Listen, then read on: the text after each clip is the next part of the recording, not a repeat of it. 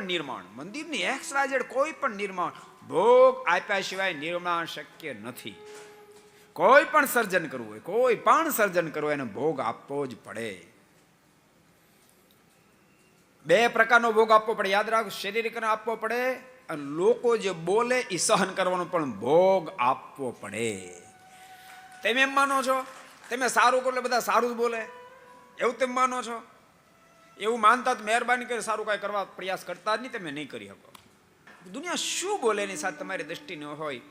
હું તો મારો ઠાકોર રાજી થાય, મારું જીવન ધન્ય બને એટલા માટે મારે હાથે સારા કામ કરી જ આવવાનું. એ વ્યક્તિ જિંદગીમાં ક્યારેય નહીં થાકે, ક્યારેય નહીં થાકે.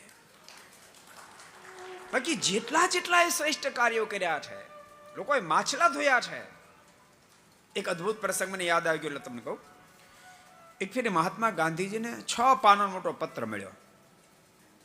જૂનો જમાનો, ટાચણી મારેલો, અલગ અલગ ભેગો કરી 6 પાનાનો પત્ર, સ્ટેપલર નહીં.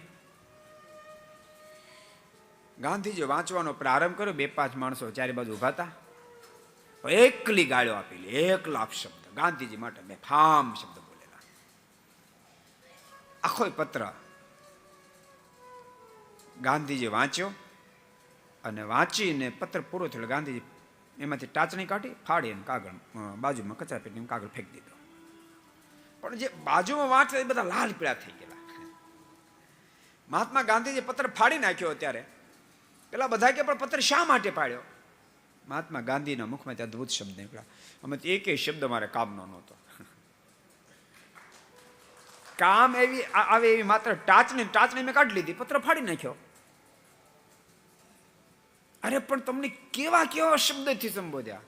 મહાત્મા ગાંધી બોલ્યા, એને લખ્યા, એને વિચાર્યા, મેં કાંઈ વિચાર્યા છે ને એ બધું એને જોવાનું, મારે કશું જોવાનું થતું ને. બાપ એ નિર્માણ કરી શકે, એનાથી નિર્માણ થાય.